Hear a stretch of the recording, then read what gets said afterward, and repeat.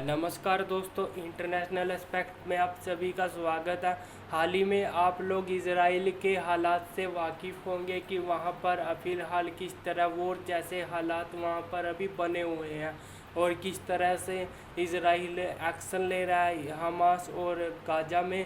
उसको देखते हुए जो तुर्की के प्रेसिडेंट एर्दोगान है, इन्होंने रसिया के प्राइम मिनिस्टर पुतिन को फ़ोन किया और एक इंटरनेशनल अलायंस अगेंस्ट इजराइल बनाने की बात की जा रही है। एक मुस्लिम वर्ल्ड को एकजुट आने की बात की जा रही है इजराइल के अगेंस्ट। और जो तुर्की के एर्दोगान पुतिन है, इन्होंने बोला है कि जो इजराइल को अब सबक सिखाना पड़ेगा। अब इजराइल को सबक सिखाने की ज़रूरत है। ऐसे ये एग्जैक्ट वर्डिंग थी तुर्की के प्रेसिडेंट एर्दोगान से। उससे पहले मैं वीडियो स्टार्ट करूँ, आप लोगों को बताना चाहूँगा कि हमारा टेलीग्राम चैनल इंटरनेशनल एस्पेक्ट को सब्सक्राइब कीजिए अगर आपको PDF चाहिए लेक्चर की, और यूट्यूब चैनल इंटरनेशनल एस्पेक्ट को सब्सक्राइब कीजिए, लाइक कीजिए और शेयर कीजिए। चलिए देखते हैं जो तुर्की का जो इजराइल को लेकर एक क्लियर स्टांस जो अभी दिखाई दे रहा है वो ये है कि एक तुर्की का ना इसमें एक इसको ना एक डबल स्टैंडर्ड भी हम बोल सकते हैं तुर्की का, क्योंकि एक सबसे पहले जो मुस्लिम मेजोरिटी जो मुस्लिम कंट्रीज़ हैं वो कोई भी इजराइल को एज ए कंट्री मानती नहीं है।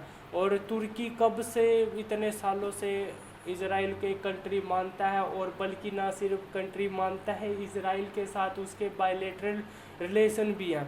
और फिर वो बात करते हैं कश्मीर के ऊपर तुर्की, और जो मुस्लिम वर्ल्ड को जो सऊदी अरेबिया जिसको हेड करता है आज के समय में, उसको तुर्की रिप्लेस करना चाहता है पाकिस्तान, मलेशिया और ईरान, कुछ ऐसी कंट्रीज़ के साथ मिलकर। तो अभी इन्होंने जो तुर्की के प्रेसिडेंट एर्दोगान है, इन्होंने इजराइल के बारे में बोला है कि ये एक टेरर स्टेट है।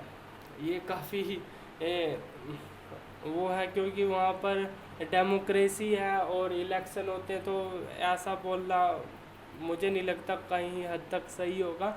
लेकिन जो तुर्की के प्रेसिडेंट है उन्होंने ऐसा बोला है, और बोला है कि जो रबर बुलेट और जिस तरह के ग्रेनेड प्रोटेस्ट फिलिस्तीनियन प्रोटेस्टर के ऊपर और अलास्का मॉस्को में जो फायर किए गए हैं, उसको देखते हुए ये उनका क्लियर स्टांस जो है। और इस जो इजराइल ने अलास्का मॉस्को में जो एक्शन लिया था फिलिस्तीनियन प्रोटेस्टर के अगेंस्ट, उसको देखते हुए जो मेजोरिटी बोलूँगा कि जो हर एक कोई मुस्लिम कंट्रीज़ है वो उससे काफ़ी नाराज़ है।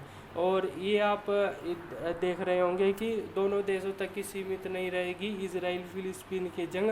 एर्दोगान ने पुतिन से कहा अब सबक सिखाना होगा।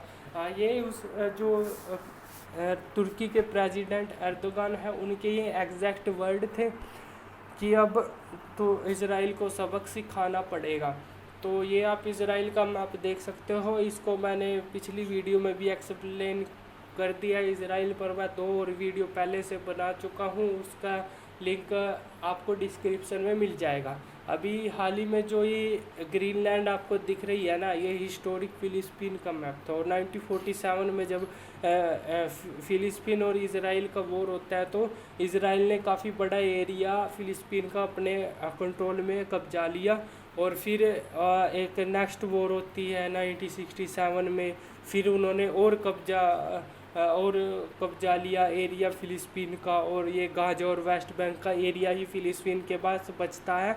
और फिर अब जो प्रेजेंट में हालात बने हुए हैं उसका ये मैप आप देख सकते हो कि लगभग 15% जो फिलिस्तीनियन लैंड है उनके पास बचा है। और एक बात और मैं यहाँ पे ऐड करना चाहूँगा कि जो आज तक जब भी 6 डे वॉर ले लो या मतलब कोई भी वॉर इजराइल के साथ हुई है, तो उसमें हमेशा से इजराइल की ये हिस्ट्री रही है कि जब भी इजराइल के साथ वॉर हुई है तो इजराइल ने लैंड को गेन किया है, कभी लॉस नहीं किया। और उनका एक ग्रेटर प्लान भी है कि ग्रेटर इजराइल होगा, उसको मैं किसी और वीडियो में एक्सप्लेन करूँगा, वो फर्दर एक बहुत बड़ा टॉपिक हो जाएगा।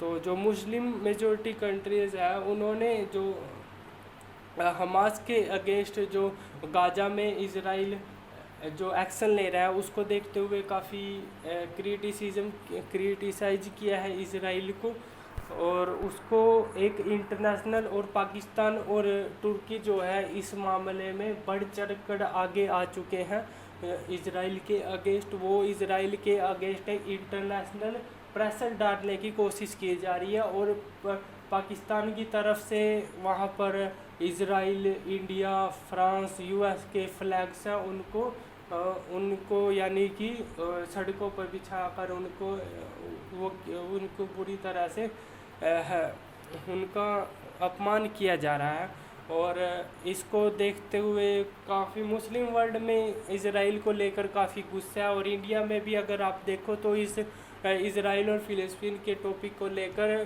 दो भागों में इंडिया बंट चुका है, और एक काफ़ी बड़े संख्या में लोग सपोर्ट करते हैं इज़राइल को, और फिर काफ़ी बड़ी पॉपुलेशन सपोर्ट करती है फ़िलिस्तीन को।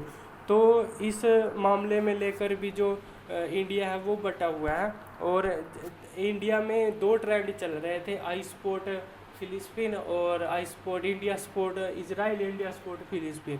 तो ये काफ़ी बड़ा टॉपिक बन चुका, और जिस तरह से वहाँ पर हालात बन रहे हैं अभी, इसको देखते हुए वहाँ पर वॉर की सिचुएशन वहाँ पर बन सकती है। और यूएन ने ये ऑफिशियली बोला है कि अगर यहाँ पर अभी फ़िलहाल कंट्रोल नहीं किया गया तो ये बहुत large scale, full scale war में जो ये कॉन्फ्लिक्ट है ये बदल सकती है। और जो ये तुर्की के अर्दोगान ने पुतिन को फ़ोन किया और जो यूएन में सपोर्ट मांगने की बात की, और चाइना जो पाकिस्तान का सेंटीमेंट है इज़राइल को लेके और इस्लाम को लेकर, इसको बढ़ चढ़ कर प्रमोट करेगा इंटरनेशनल स्टेजेस पे।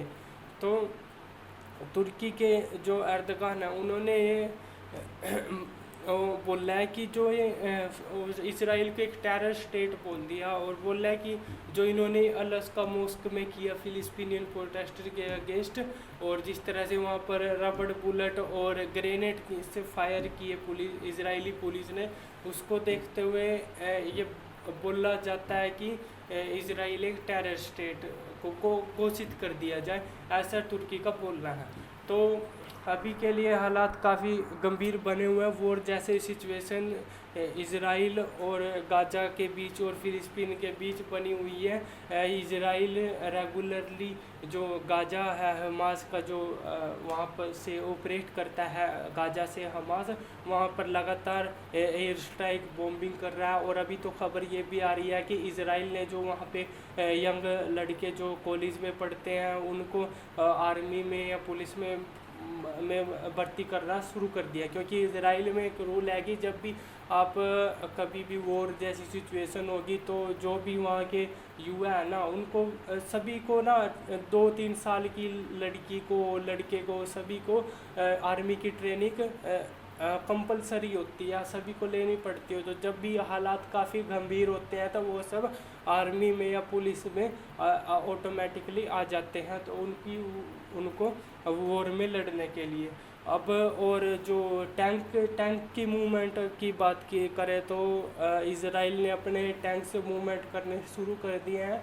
तो इससे इज़राइल ऑफिशियली बोल भी चुका है कि हम इससे पीछे नहीं हटने वाले, हम हमास को और गाजा को और अटैक करेंगे इस पूरे मामले को लेकर। तो सिचुएशन काफ़ी टेंस बनी हुई है इज़राइल और फ़िलिस्तीन को लेकर। देखते हैं इसके बारे में इंटरनेशनल कम्युनिटी में क्या इज़राइल के अगेंस्ट कोई रेजोल्यूशन या कोई यूएन में रेजोल्यूशन या कोई एक्शन होता है, या सिर्फ ये वॉर यहीं तक ही सिमट कर रह जाएगी। तो ये था इस वीडियो का एंड। अगर आपको वीडियो अच्छी लगी है तो इसको सब्सक्राइब कीजिए। धन्यवाद।